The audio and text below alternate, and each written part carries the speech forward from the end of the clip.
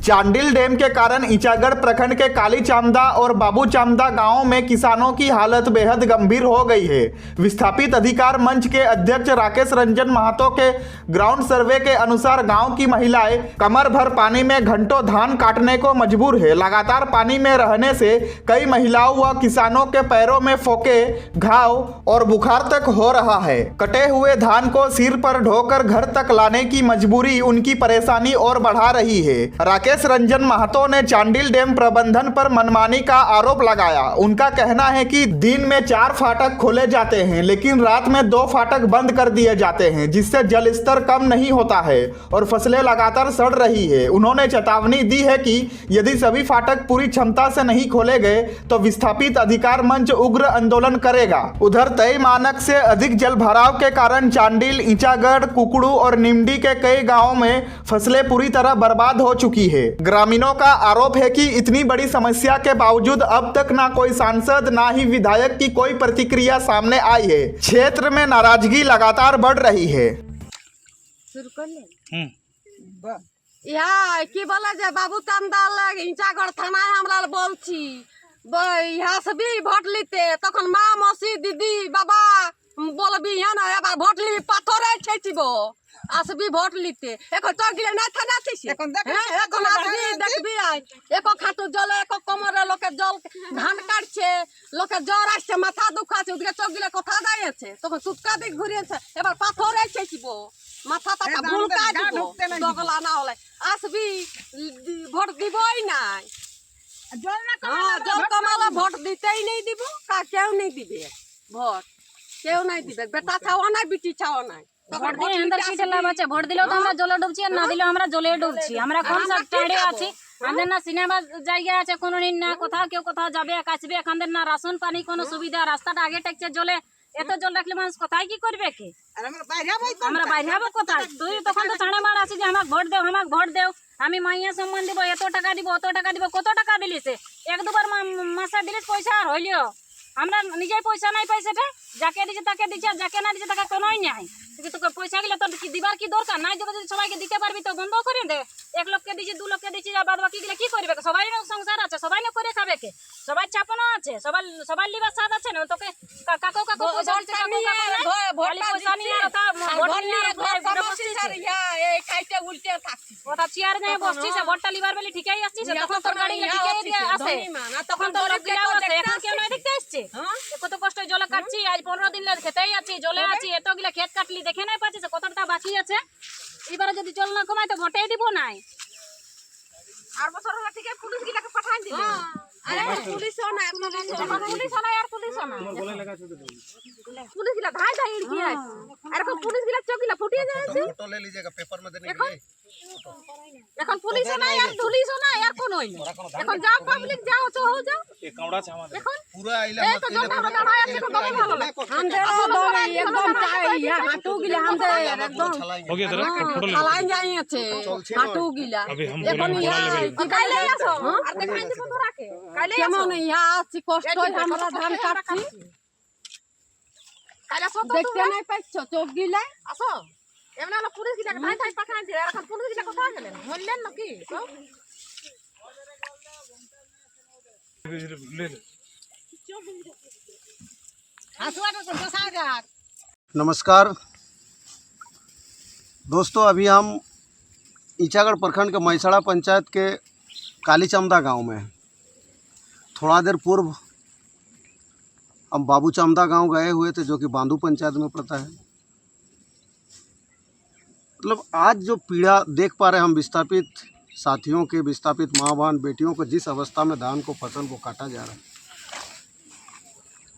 मन इतना करुणामय हो चुका है, इतना दर्द से भर चुका है, और अंदर से पदाधिकारी, सक्षम पदाधिकारी और कर्मचारी पे गुस्सा भी आ रहा है कि आखिर चांडिल बंद विस्थापितों के जिंदगी के साथ इस तरह के सर खिलवाड़ क्यों?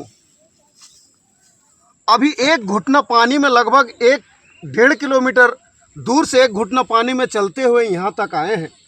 आप देख रहे हैं हमारे एक दीदी सिर्फ धान के शीश को, मुंडी को काट के मछली का जो पेटी है, उस मछली के पेटी में उसको रख कर फिर इस ट्यूब का जो बनाया गया है नाव, ट्यूब का जो नाव बनाया गया है, इस नाव के माध्यम से 1-1.5-2 किलोमीटर धान को ले जाकर फिर वहाँ से माथा में ढोकर अपने आंगन तक पहुँचाएंगे।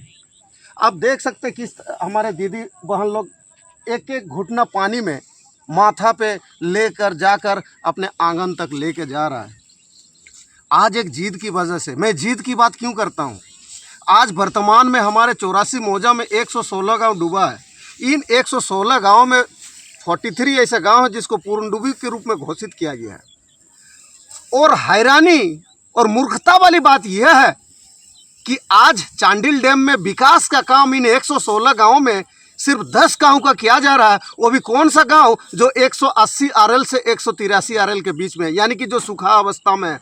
और आज हम लोग जिस 2 गांव में ग्राउंड रिपोर्ट किए हैं, सर्वे रिपोर्ट जहां पर दिखा रहे हैं, आज ये दोनों गांव 180 आरएल के नीचे आता है।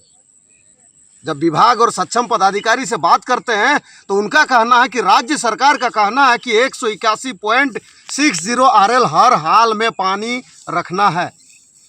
आपका पानी रख के फायदा क्या है? आप किस उद्देश्य से पानी को रख रहे हैं? घर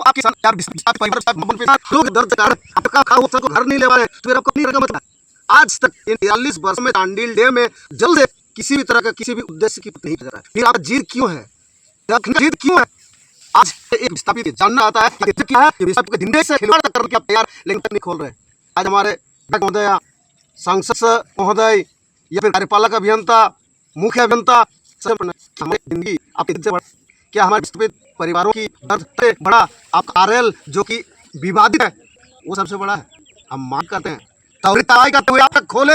ऐसा नहीं कि उजाले में अब 4 फाटक दिखा दो और बताओ कि हाँ हमने फाटक खोल दिया है और रात अंधेरे में चोर की तरह चुपके से 2 फाटक बंद कर दो। ये क्या करने आएगा? षड्यंत्र रचा जा रहा हम सब। ये बिल्कुल कतई विस्थापित बर्दाश्त नहीं करेगा। अगर फाटक खोले तो बहुत ही स्वागत है, बहुत अच्छा निर्णय होगा, लेकिन अगर फाटक नहीं खोलते हैं, यकीन मानिए हम धान किसी तरह से उठाने के बाद फिर तो हमें सामने वार्ता होगी। और आप जानते हैं किस तरीके से होगी, क्योंकि पर जब हम लोग भिड़ेंगे तो फिर उतनी आसानी से हम पीछे हटने वाले नहीं है। तमाम विस्थापित साथियों से मेरा निवेदन है कि देखिए हमारे समस्याओं को एकजुट होइए, लड़ने का असली समय आ चुका है। क्योंकि अगर हम धान को ही अपने आंगन तक नहीं ले जाएंगे तो फिर साल भर खाएंगे क्या? क्योंकि डूबी चित्र होने के कारण हमारे यहाँ लोगों को मैया मिलता है, हमें यहाँ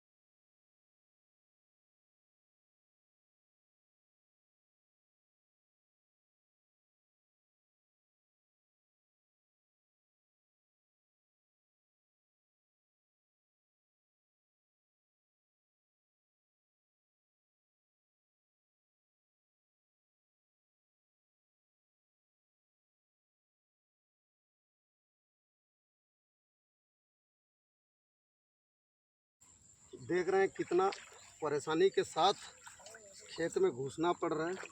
एक ज़रा सा बैलेंस ऐसे मेरा टूटा हुआ पैर है, एक ज़रा सा भी बैलेंस इधर उधर हो गया तो फिर एक कमर पानी में घुस जाएंगे। साइड वो भी किसी तरीके से एक घुटना पानी में डंडा वगैरह पकड़ के निकल रहे हैं। अभी हम लोग को 1-1.5 किलोमीटर तक ऐसे ही जाना पड़ेगा, तब जाके हम लोग एक सूखा जगह पर पहुंचेंगे, जहां से फिर हम लोग आगे दूसरा गांव की ओर चलेंगे। बहुत कष्ट, लेकिन ये कष्ट हमारे सक्षम पदाधिकारी को नहीं दिखता है। हमारे चांडिल डैम विस्थापितों के दर्द हमारे जनप्रतिनिधि चाहे विधायक और संसद को नहीं दिखता है। दुर्भाग्यपूर्ण ये है। लेकिन एक वोट लेते समय उस वक्त पता नहीं कौन सा मुंह लेकर आते हैं, जब हमारे यहाँ के किसानों को माँ बहन के दर्द ही से कोई मतलब ही नहीं है। बहुत पीड़ादायक है, बहुत दर्द। सोचिए, कल्पना करिए, एक बहन, एक माँ या एक भाई लगातार 8 घंटा 10 घंटा सुबह से शाम तक पानी के अंदर रहेगा, क्या उसका तबीयत खराब नहीं होगा? आज हम मुश्किल से 10 या 20 मिनट ही चले हैं खेतों में, जब पैर के पंजों के उंगली में जब धान फंस रहा, जहाँ पर मेरा 20 मिनट में ही पैर छिला चुका है, पूरा घुटना से नीचे दर्द हो रहा है, कट चुका है। सोचे माँ बहन लोग पूरे डेली लगा पिछले 7, 8, 10 दिनों से किस तरीके से धान के लिए, यानी कि अपना ज़िंदगी के लिए, अपने भरण पोषण के लिए, अपने बच्चों के भविष्य के लिए कितना तकलीफ़ कर रहे हैं।